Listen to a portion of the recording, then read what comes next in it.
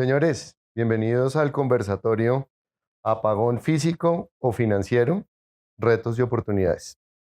Nos invitó el Consejo Mundial de Energía a hacer este conversatorio. Va a ser un conversatorio en un formato un poco más relajado, rompiendo un poco la cuadrícula de el Del mito webinar. del webinar que normalmente pasa. Entonces, queremos aprovechar esta historia que tenemos con el WEC. Hace varios años hacemos algunas intervenciones con ellos para explicar sobre todo esta situación que en esta coyuntura es bien importante dilucidar y que la gente la entienda, y pues vamos a hacer lo mejor posible para que ese conocimiento que ustedes tienen lo podamos transmitir.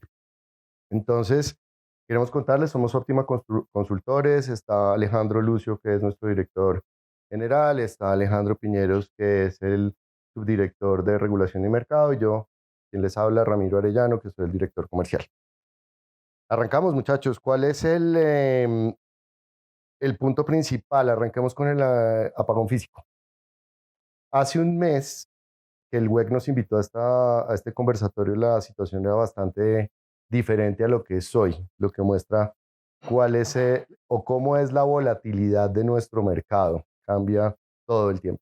Entonces, en ese momento veíamos como con una inminencia absoluta del apagón, veíamos que todo era negro, pero a hoy empezó a llover un poco más.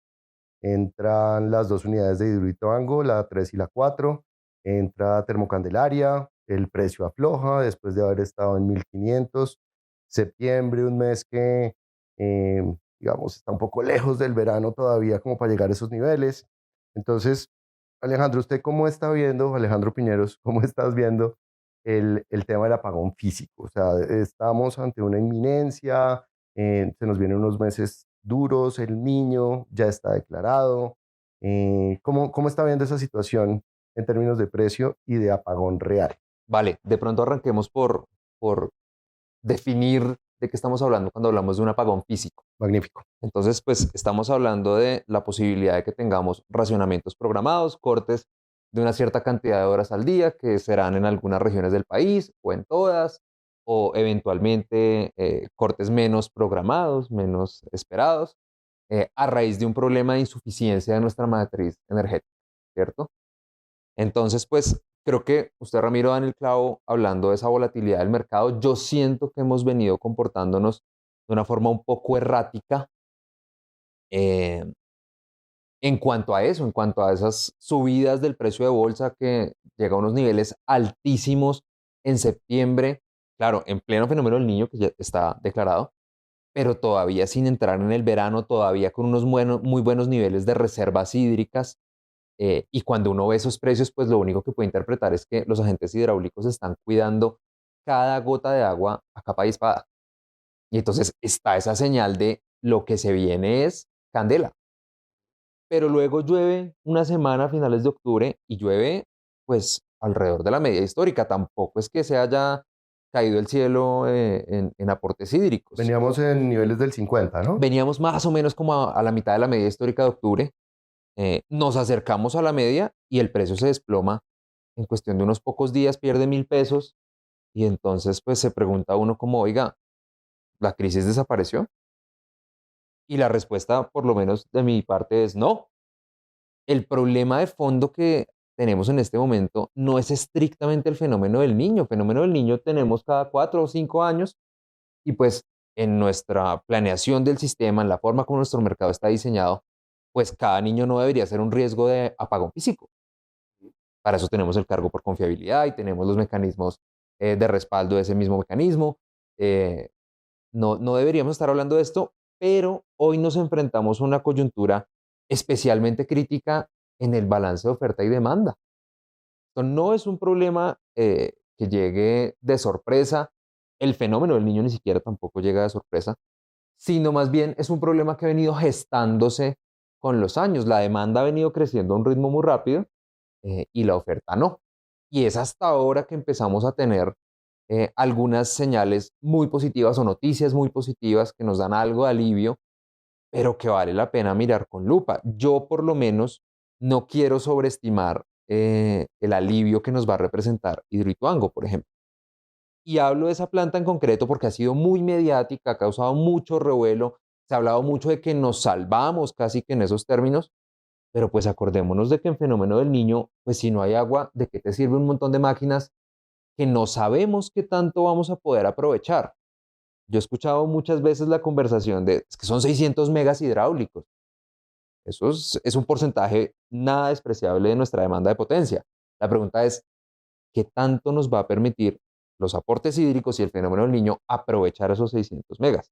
Llegan algunos proyectos renovables que están, algunos iniciando, otros terminando sus etapas de pruebas, que es una noticia para mí magnífica, que demuestra que sí se podía, pero la situación es muy estrecha y en caso de que el fenómeno del niño sea particularmente duro o sea particularmente largo, pues yo creo que es muy probable que, que ese riesgo de racionamiento programado se materialice. Y a mí me parece un poquito ligero que estemos ya, digamos, enviando señales de tranquilidad en una circunstancia como la que tenemos. Todos los niños históricamente en Colombia han traído problemas en el sector eléctrico. Y eso es una cosa que el sector tiene que revisar. Este niño en particular, como lo dice Alejo, trae unos retos diferentes a otros niños en términos de suficiencia energética y en términos de ese cruce entre oferta y demanda. Y este es un diagnóstico que viene de hace rato, esto no es nuevo, no es sorpresa, en términos de cuál es la energía con la que disponemos para atender la demanda que viene creciendo a un ritmo bien importante en un evento de escasez hídrica. Esto no es nuevo y llama a la reflexión. En un sistema que funcione bien, el usuario final no debería estar cada niño preocupado por cuánto le va a subir la tarifa o si se va a pagar o no se va a pagar el sistema. En un sistema en el que las plantas, la oferta entra a tiempo, hay suficiencia de contratos para atender, para cubrir el precio de la demanda, eh, a pesar del crecimiento, digamos, por encima de lo esperado de la demanda, un sistema bien planeado eh, en un sistema de granada, un usuario no debería estar cada niño eh, preguntándose si nos vamos a pagar o no nos vamos a pagar. Entonces, eso es una cosa la que el sistema tiene que reflexionar. Ahora, en este escenario en particular, en la coyuntura actual, varias cosas. Nosotros en Optima hemos sido especialmente críticos con los agentes del mercado, con los comportamientos de los agentes del mercado en la bolsa y en los últimos meses usted todo el tiempo le están preguntando, oiga, pero ¿por qué el precio de la bolsa está tan alto si el embalse Está está lleno. alto? Si tenemos agua. Claro. Y aquí está pasando exactamente lo que uno quisiera que pase, que no pasó en los niños anteriores. En los niños anteriores venía el niño y en junio, julio, agosto teníamos precios de bolsa baja y los generadores hídricos despachando sus contratos permanentemente, desembalsando rápidamente y llegaba septiembre y octubre como pasó en 2015-2016 y uy, tenemos un embalse del 60%, se viene el niño y empezaba la escalada de precios ahí sí porque entra un poquito el pánico de cómo vamos a guardar el embalse. En este niño a mí me parece, y esto no es por defender el sistema ni defender a los generadores hídricos, pero yo creo que la vieron tan difícil o había tanta preocupación en el sistema que el manejo del embalse ha sido relativamente responsable. O aprendieron. O aprendimos o el susto era tan grande Ok. de la suficiencia energética que dijeron, oiga, tenemos que cuidar el embalse a toda costa, que es lo que estaba diciendo Alejandro. El precio empezó a subir en junio y todo el mundo decía, pero si el embalse está al 78, al 80%, Más. o al 82%, ¿por qué el precio sube? A mí me parece que empezaron a manejar, a guardar la reserva de manera responsable. Nosotros, como siempre lo he dicho, hemos sido muy críticos, especialmente con la generación hidráulica, en esos comportamientos estratégicos en la bolsa, pero ese comportamiento es estratégico siempre que usted sube el precio, pero no se sale del despacho, que es lo que pasa históricamente, que es lo que las autoridades deberían mirar. ¿Por qué sube el precio, pero siguen generando los hidros lo mismo, se sigue desembalsando? En esta ocasión, la subida de precio ha venido acompañada de mayor generación térmica y de menor generación hidráulica de conservar el embalse. Eso es responsable y eso está bien. Ha sido consecuente. Entonces, yo lo que le digo a la demanda, lo que le digo a los usuarios, lo que le digo al país es, mire, es mejor que el precio empiece a subir antes y no como pasó históricamente, que de pronto el precio en septiembre, en octubre, como en el 2015, se dispara, pero empezamos todos a sufrir por si llegamos a marzo o abril. El embalse y la suerte también que haya llovido en octubre, todos los octubres llueve. Aquí hay otro tema que hay que mirar. Oiga, pero es que está lloviendo demasiado y el precio sigue alto. No, no, es que venga niño no quiere decir que deje de llover. Llueve menos de lo que llueve históricamente, pero octubre y noviembre es temporada invernal. En Halloween siempre llueve, llovió. Y llovió más o menos en la media histórica, aunque las primeras semanas de octubre llovió 50-60% de lo que es la media histórica. Entonces, a mí me parece que ese tema de la reducción de precios de ahora, de octubre, es coyuntural. Claro que entró Hidroituango, entró con todo, tenía que entrar con todo, pero Hidroituango no va a poder generar con todo durante todo el niño. Entonces, uno no puede confiarse que porque entró Hidroituango ya se salvó la patria. Maravillosa noticia que entre la repotenciación de Candelaria, por supuesto, porque esa energía térmica es la que necesitamos en lo fino del niño, por allá en marzo, en abril. Pero yo sí estoy de acuerdo con Alejandro, los números que ustedes han hecho en su equipo nos dicen que aún entrando Hidroituango, aún teniendo Candelaria, aún entrando algunas de las renovables solares que van a entrar, nosotros no podemos todavía cantar victoria en términos de suficiencia energética. Y ese mensaje que se le está mandando al país de que ya nos salvamos, que sale, no sé, el alcalde de Medellín a decir salvamos, o los comerciales de EPM diciendo EPM le cumplimos al país, salvamos la patria, es peligroso, porque yo creo que el país tiene que estar claro que no estamos holgados de energía, que todos tenemos que poner de nuestra parte, y si yo fuera definidor de la política, yo estaría enviándole al país el mensaje de la necesidad de ahorro, Totalmente de acuerdo. de responsabilidad en el consumo energético. Un poquito lo que aprendimos que nos salvó del apagón en 2015-2016. Yo no sé si usted se acuerda del presidente Santos saliendo pagar. todas las noches con el rojo o el verde de si habíamos ahorrado o no habíamos ahorrado. Ese es el tipo de mensaje que debemos enviarle ahorita al país y no un mensaje de solvencia y mucho menos el mensaje de la Superintendencia de Industria y Comercio diciendo que es que los precios bajaron porque ellos empezaron unas investigaciones a los agentes Que del me mercado. parece desafortunado y no Desafortunado, lo veo, ¿no? peligroso, no es un mensaje adecuado. Entonces, habiendo sido tan críticos como hemos sido siempre, especialmente con los generadores hidráulicos, con sus comportamientos en el precio de bolsa, en esta ocasión el incremento del precio de bolsa ha obedecido a menor generación hidráulica, a conservar el embalse, a conservar esa piscina que vamos a necesitar y aún con las lluvias recientes con la entrada de Hidroituango, me parece que es demasiado prematuro para uno decir, ya pasamos, porque es que uno con clima no sabe y con niño no sabe. Y quizás demasiado tarde para cuándo van a llegar las señales de respuesta de la demanda. Bueno, y para ustedes, aquí voy a meter en un tema un poquito espinoso, y es, ¿hace cuánto estamos en apagón o no estamos en apagón? ¿Y por qué lo digo? Porque nosotros tenemos como un tema de redes en donde hay problemas, en donde en la costa la suficiencia del servicio es bastante intermitente, pongámoslo de esa forma. Sé que Aire y Afinia pues han dado, digamos, su mejor trabajo, pero pues esto era un retraso demasiado grande en el tiempo y en las inversiones.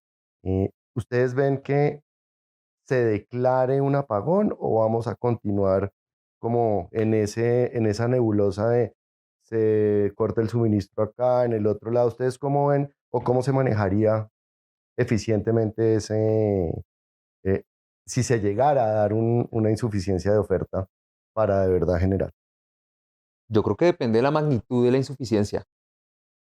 Eh, si la cosa es muy, muy crítica, creo que no hay manera de maquillar el tema con, no, es que son problemas de red, es que estamos saliendo aquí y allá porque hubo X o Y problemática específica, pero si no, pues es una cosa como que se puede hacer así, ¿no? En este conversatorio hay unos que somos más veteranos que otros.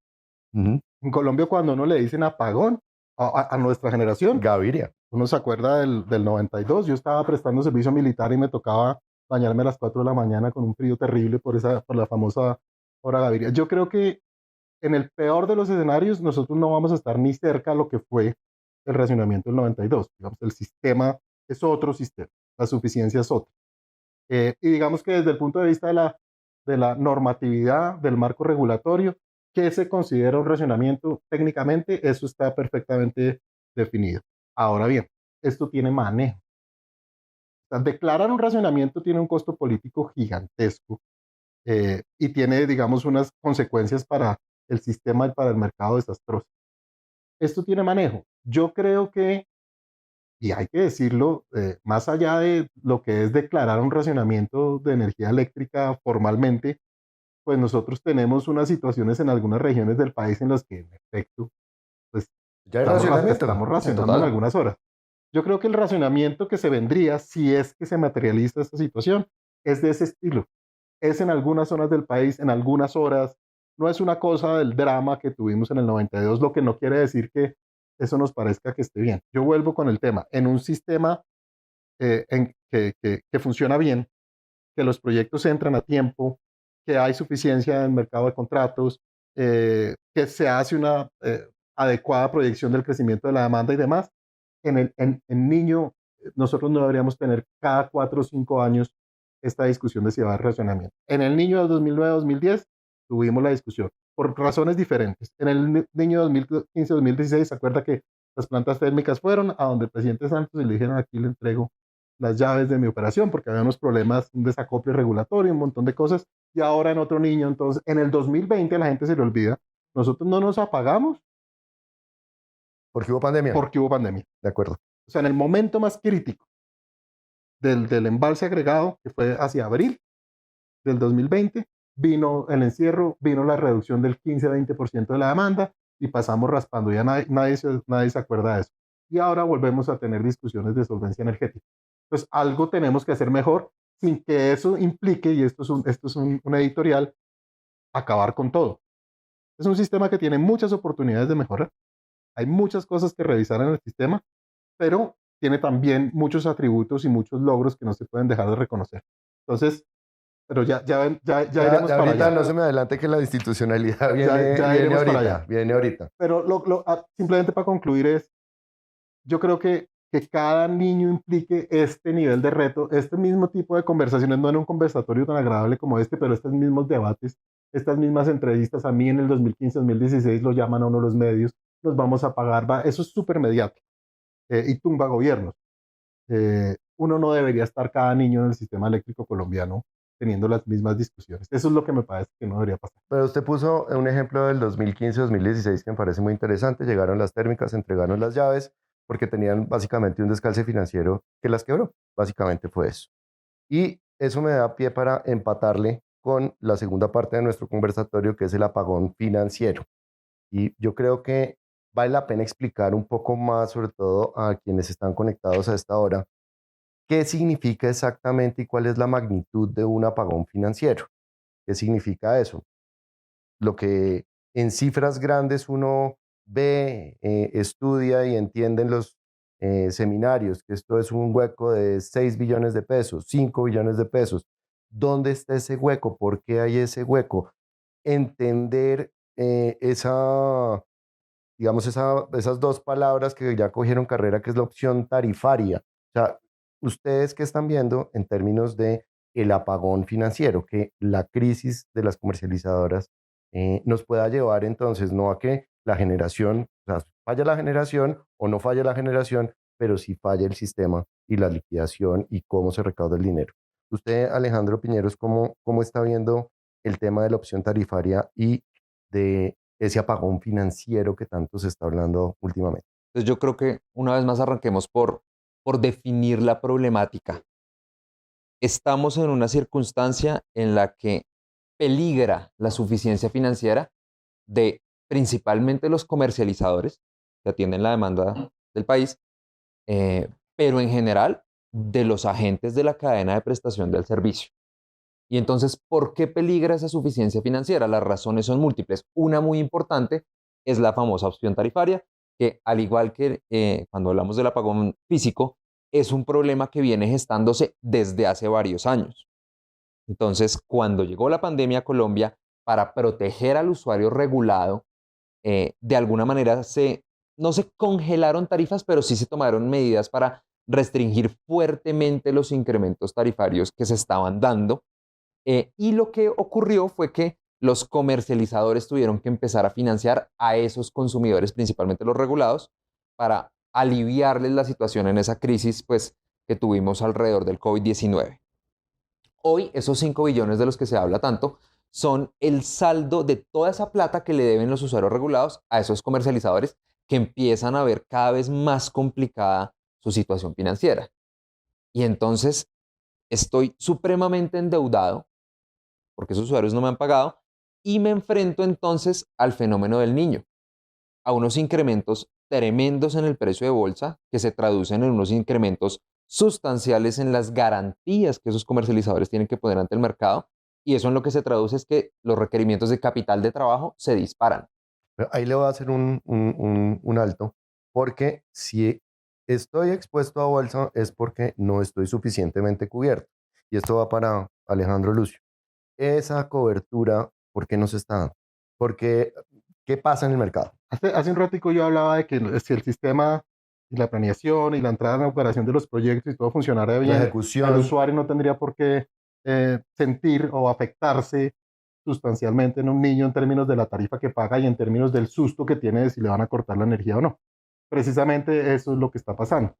Eh, hay, Aquí por defecto hay que entender una cosa, y es que toda la energía que se transa en el mercado, energía mayorista, llamemos, se transa a lo que se conoce como el precio de bolsa de energía. Y la bolsa de energía no es este mecanismo especulativo que se imagina todo el mundo, la bolsa de valores en los que yo voy y pujo por una energía. No, esto es simplemente unas reglas para despachar la energía de las plantas de generación asociada a su percepción de riesgo y sus costos de operación, ¿vale? Entonces, por defecto, todo se transa al precio de bolsa de energía. Hay unos mecanismos de cobertura, ¿sí?, para alivianar esa volatilidad de la bolsa de energía, que se llaman los contratos de energía en el mayorista, a través de las cuales los generadores fijan el precio al que venden la energía para no estar sometidos a esa volatilidad, y los comercializadores, que son quienes representan a los usuarios finales, también cubren el precio al que le van a cobrar al usuario final. Un comercializador del mercado regulado, del mercado no regulado, que tienen, digamos, unas reglas un poquito diferentes para su relación con el usuario final. Pero al final, si yo no quisiera tener volatilidad en la factura, yo quisiera que todo comercializador tenga 100% cubierta su demanda con contratos que le venden los generadores. Ahora, ¿qué generadores son los que venden contratos? Hoy en día en Colombia, los generadores hidro. Y tenemos el mismo parque de generación hidro, salvo la entrada reciente de Hidroituango, mientras que la demanda sigue creciendo. No hay nueva oferta de contratos, o muy poca nueva oferta de contratos que viene de energía hidro, porque los generadores térmicos no viven de vender contratos, son muy costosos, son los hidros. ¿Y quiénes son la nueva oferta de contratos en el mercado? Los renovables. Y los renovables están retrasados. Entonces, la demanda crece, la oferta no crece al mismo ritmo, no hay suficiente oferta de cobertura de contratos, lo que quiere decir que los comercializadores parcialmente cubren la tarifa con esos contratos y todo lo demás queda a la volatilidad del precio spot, que es por defecto al precio al que se atiende la demanda, por defecto. Entonces, si hay menos cobertura de contratos, hay más exposición al spot, y ahí es donde el usuario se afecta. Porque usted tiene unos comercializadores que pueden tener una cobertura en precio fijo del 60-70% de su demanda, pero tiene otros comercializadores que pueden más bien estar al revés, con una cobertura a precio fijo del 20-30% de su demanda y el 70% al vaivén del spot. Eso tiene dos implicaciones grandes, que es que esas transacciones en la bolsa de energía se garantizan. El comercializador, el sistema protege al generador, porque el generador entrega una energía que le van a pagar después. Entonces el sistema dice, no, no, no, yo tengo que garantizar el pago del generador. Entonces el comercializador tiene que prepagar la energía que va a consumir su usuario. ¿Sí? Esas son garantías financieras que van en proporción al precio spot. Cuando el precio spot es de 200, pues usted garantiza la cantidad de energía de su demanda por 200, P por Q. Pero si se le va a 1500 o al precio de escasez a 1100, pues usted se le multiplica por 5 ese requerimiento de garantías ante el Es un mercado. esfuerzo de caja Es un brutal. esfuerzo de caja brutal, que si usted le suma el esfuerzo de caja que quedó en cabeza de los comercializadores, al comercializador en la pandemia le cargaron la responsabilidad de ser banco, Ok. entidad financiera. Entonces dijeron, vamos Ahí a voy tener un sumando problema, billones, ahí voy sumando billones. vamos a tener un problema con los usuarios y estamos en pandemia y la depresión económica y todo. Entonces la solución fue, señor comercializador, difiérale los pagos a su usuario final y el regulador dijo, pero yo sé que usted pues tiene que ir a buscar unos créditos y una cosa para poder hacer esto, entonces yo le remunero a usted una tasa de interés por eso, ¿vale? Eso, cuando pasó la pandemia empezó a recaudarse. Esa tasa de interés, ese costo del diferimiento de los pagos, se veía reflejado en la tarifa. Si yo te bajo la tarifa en el 2020, voy a recuperar cuando pase la pandemia, ¿sí? Cuando te recuperes, te voy a cobrar. No era que le regaláramos la energía al usuario final, era que le diferíamos los pagos teniendo en consideración la crisis, pero había que cobrarle. Entonces empezó a cobrar, entonces viene el escándalo de que el incremento tarifario. Pero pues claro, es que te dejé de cobrar, ahora te estoy cobrando. ¿Sí? Como en cualquier Más operación inflación. financiera. Más inflación. Y llega justo, además, la tarifa justa. Entonces la tarifa justa lo que trató de hacer fue acotar ese incremento tarifario que venía del saldo Pendiente, diferido. claro. Entonces le exigió, por un lado, le acotó esa tasa de interés que le reconocía al comercializador y por otra parte lo que trató fue decir, ok, no debe ser solamente el comercializador el que responde por este diferido, sino también los demás agentes de la cadena. Entonces empezó también a transferirle esa responsabilidad. Pero digamos que más allá del tecnicismo, el comercializador hoy en día que tiene problemas, saldos de opción tarifaria, algunos más que otros, el problema de subsidios que es histórico, el problema de subsidios es todos los años uno oye a Socodis, al doctor José Camilo Mansur diciendo están presupuestando mal los subsidios que tienen que reconocerle a los comercializadores. ¿Eso cómo funciona? En Colombia los usuarios de estratos 4, 5, 6, industriales y comerciales, tienen una contribución que pagan para subsidiar a los estratos 1, 2 y 3. Esos números no son suficientes. Lo que subsidian los usuarios a los usuarios de menores ingresos no alcanza. Entonces el Estado tiene que poner un pedazo y ese pedazo tiene que el Estado dárselo a los comercializadores, pero los comercializadores lo han asumido previamente. Entonces ese descalce de caja de los subsidios que históricamente siempre ha existido se le suma a la opción tarifaria y ahora a la cobertura en bolsa que se multiplicó por 5 por el precio de bolsa. En resumen, la situación de capital de trabajo de solvencia financiera de los comercializadores es supremamente apretada. Y si el tipo no tiene para prepagar la energía en bolsa, pero además tiene que seguir, tiene saldos pendientes de la opción tarifaria y no tiene caja, pues revienta. Se revienta. En Colombia es el comercializador el que responde por la atención del usuario. Y el recaudo. Y por el recaudo. Entonces, si el tipo no está en capacidad de cumplir con sus obligaciones con el mercado, entra en un proceso que se llama de limitación de suministro que al final puede afectar al usuario final. Ese es el apagón, ese sería el apagón financiero. Ahí voy y estamos viendo una crisis sistémica. ¿Y por qué lo pregunto? Porque pues obviamente unos aguantan más que otros y hay unos más responsables que otros en términos de su manejo financiero. Los grandes pues obviamente aguantan un poco más que los pequeños, pero si un pequeño se cae, pues ahí empieza una cadena de incumplimiento de pagos que podría ser muy complicada para el sistema.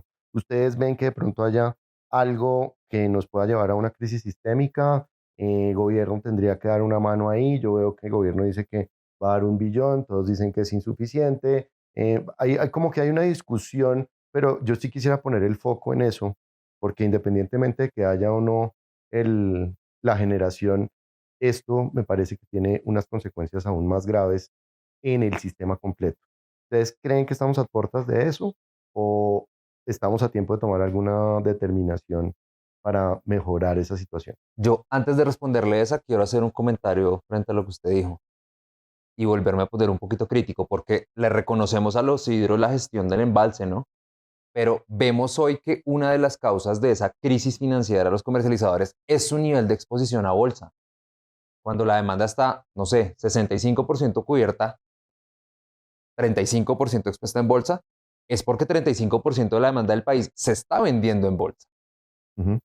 Y entonces, ¿quién está vendiendo esa energía en bolsa? No es solo que la oferta de contratos está limitada, que lo está, sino también que para los agentes, y esto es completamente legítimo, pues no es rentable salir a vender contratos a 400 pesos si puedo ponerme 1.500 en la bolsa.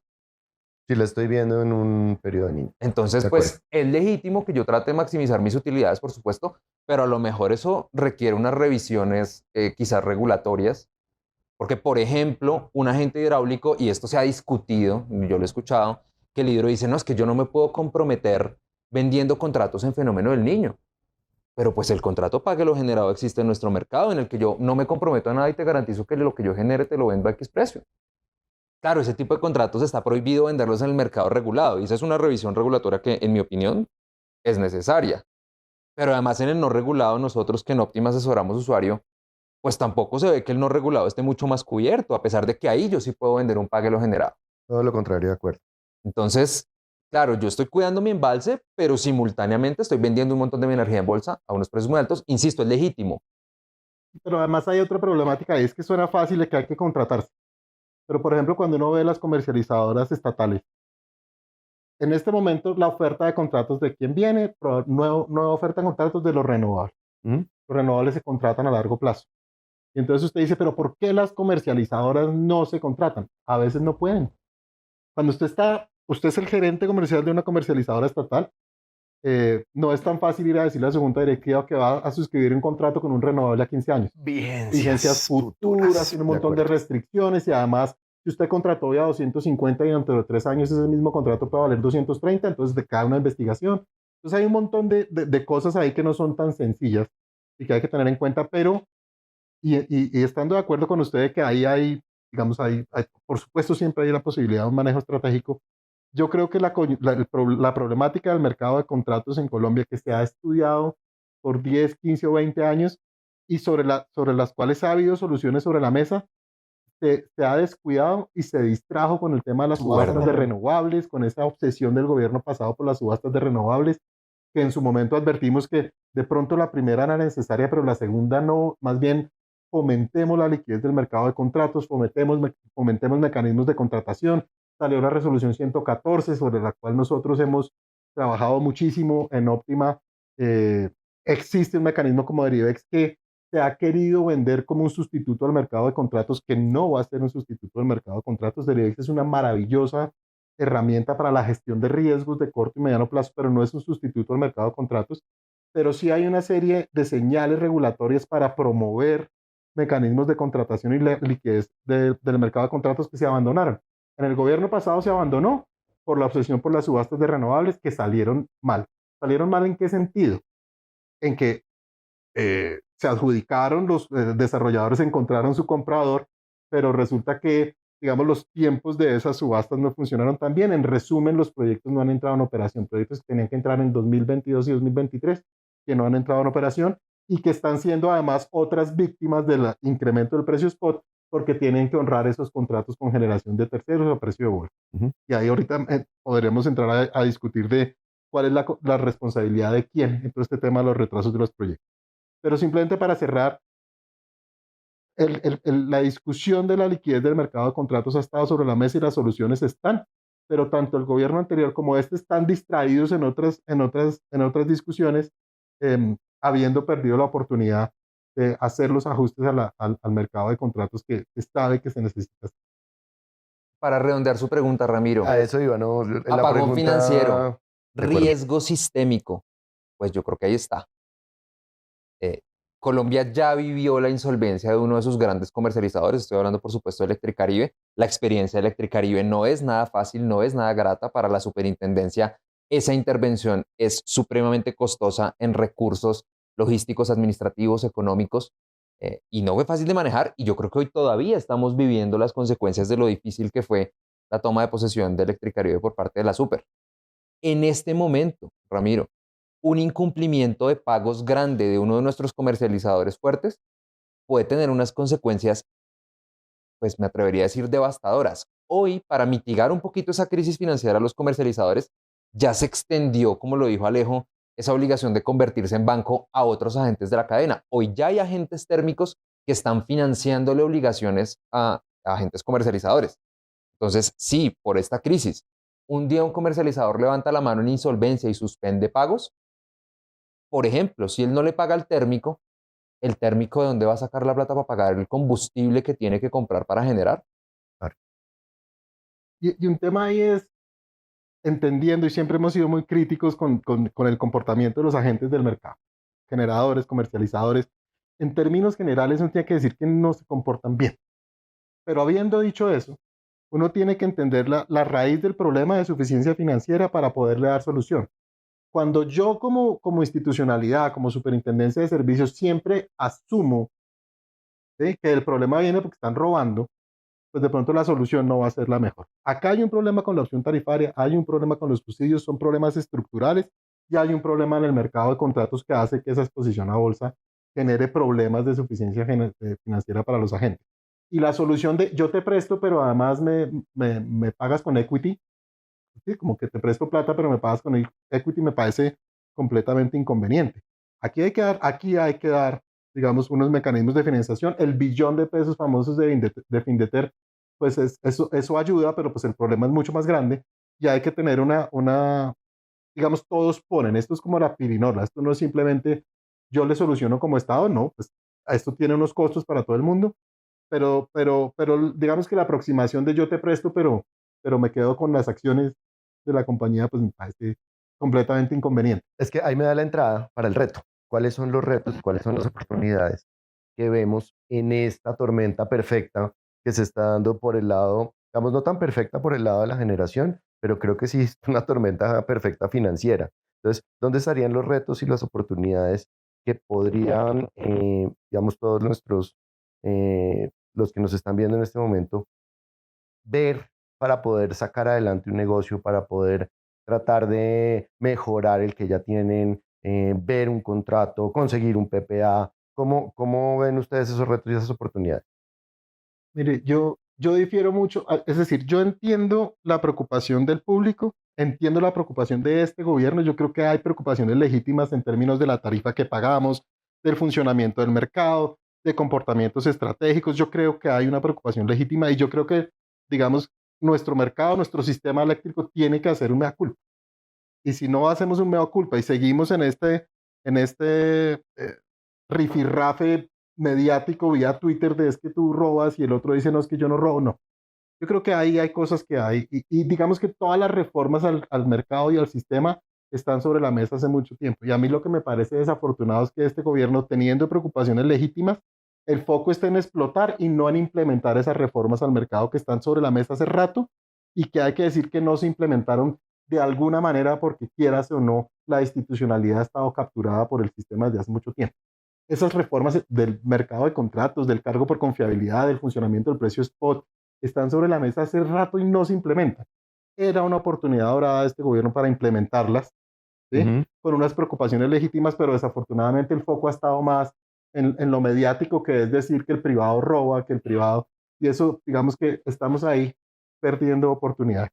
Yo lo que sí creo eh, es que hay una responsabilidad compartida entre la institucionalidad, el Estado, pero también el privado. El ejemplo perfecto es la renovable. Entonces, es muy fácil decir que los proyectos no entran a tiempo porque es que la institucionalidad no ayuda, porque la licencia ambiental se demora, porque hay problemas con la consulta previa. Esa es la fácil y es cierto, pero también el privado tiene una responsabilidad cuando, por ejemplo, se presenta una subasta en el año 2021 para obligaciones con el mercado que empezaban a honrarse en enero del 2023. Pues usted sabe Sí, que un claro. proyecto no se construye en 18 meses ni entra en operación en 18 meses. Entonces ahí hay una responsabilidad compartida. Pero para hablar de oportunidades, la demanda de energía está creciendo, Sí. ¿cierto? Eh, Energía se necesita. Si yo fuera un desarrollador de energía, yo estaría apostándole a Colombia, ¿sí?, independientemente de la distracción que hay en el tema ideológico, la política, Ecopetrol, una cosa a la otra. La visión mía es que la energía se va a necesitar y la inversión privada se va a seguir necesitando y yo estaría apostado por Colombia en términos de desarrollo de proyectos, eso sí, aprendiendo de las lecciones de lo que llamo yo las renovables 1.0, de todo lo que salió bien y lo que salió mal en los últimos 4 o 5 años, pero hacia adelante se va a necesitar la energía.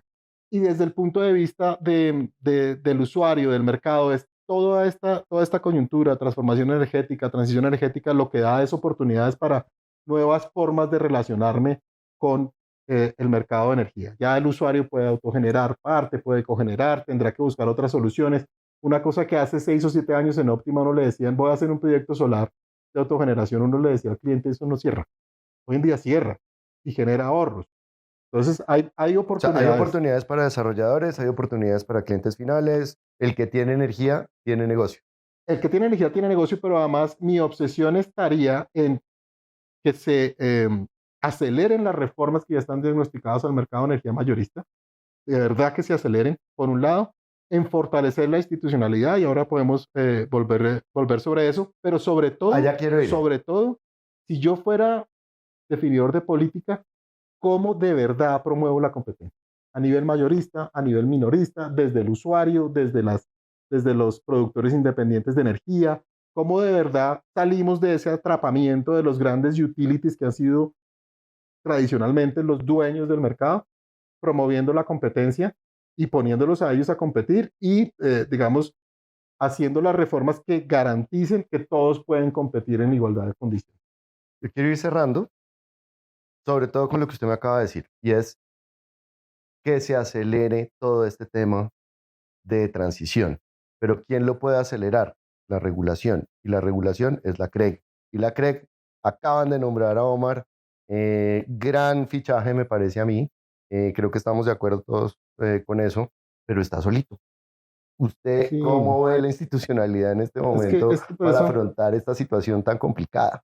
por eso yo digo que a mí me da pesar, porque yo creo que este gobierno, incluso el gobierno anterior, tuvieron una oportunidad de oro para hacer las reformas que había que hacer y estamos distraídos en discusiones ideológicas y de si es que entonces tenemos que estatizar el sector o tenemos que darle más aire a Ecopetrol como una megastatal integrada verticalmente. Y estamos distraídos en un montón de cosas y fíjese que este tema de la institucionalidad también a mí me da pesar, porque yo lo que creo que parte de las reformas que requiere el sector y está también en todos esos diagnósticos es cómo fortalecer la institucionalidad. Y lo que uno ve es que la están debilitando. Al final, ¿qué está pasando con la CREG? En medio de un niño, en medio de esta crisis, hasta ayer usted no tenía comisionado, ¿no? Sí, de Un acuerdo. momento en que no hubo comisionado. Ahora tenemos a Omar, que es una persona técnicamente solvente, que yo creo que todo el sector recibió muy bien su nombramiento, pero por el otro lado le dicen, la estrategia va a ser nombrar unos asesores del despacho del ministro en encargo como comisionados. Entonces, al final, ¿qué es lo que usted está viendo? Que esa intentona que hubo a principios de año por capturar la CREC en cabeza del presidente, se está haciendo por la puerta de atrás. Entonces, como no pude hacerlo Entonces lo estoy haciendo desde por el ministerio. decreto, entonces ahora lo voy a hacer con sus reglas del juego, muchachos. Entonces voy a nombrar un poco de gente de bolsillo para manejar la CREC. Eso me parece Muy peligrosísimo difícil en la en esta circunstancia en situación. la que está. De acuerdo. Yo sí creo que, y por ejemplo, cuando hablamos de reformas de ley, las reformas de ley, yo creo que sí vale la pena revisar la ley 142 y 143, sí, hay que decirlo, son leyes de hace 30 años. Entonces hay que revisarlas, pero revisarlas con la lógica de fomentar la competencia, quitar poder de mercado y fortalecer la institucionalidad. Porque una cosa que pasa en nuestro sector es que el regulador pudo haber estado de alguna manera, y esto no lo digo en contra de los comisionados expertos que estaban, pero pudo haber estado de alguna manera capturado por el sistema. Y ahora lo debilitamos más. Nadie tiene miedo al supervisor en el mercado eléctrico, ¿no? Entonces, ¿cómo fortalecemos la superintendencia? ¿Cómo fortalecemos la UVE? ¿Cómo fortalecemos las instituciones? ¿Y cómo fomentamos la competencia? Ese debería ser el foco hacia adelante del sector y no seguir distraídos en discusiones de ideología y mucho menos en debilitar la institucionalidad Sin como duda. lo estamos viendo. Ya, Alejandro Piñero, es un comentario de cierre. Ya se nos acaba el tiempo. No, yo creo que pues la crisis es importante, no podemos minimizarla. Es un cliché, pero es cierto, en las crisis surgen oportunidades que todo el mundo tendrá que buscar aprovechar, desde el gobierno, pasando por los generadores, por los desarrolladores, por los inversionistas que están entrando al país, por las comercializadoras que algunas lecciones tendrán que aprender, por los usuarios que además pues son los que más sufren, seguro, pero pues que también seguramente tendrán que aprender y tendrán que sacarle jugo a todos esos mecanismos de participación que ya tienen, exigir más, y pues seguiremos acá, al pie del cañón, ¿sí o no? Muy bien, Alejandro.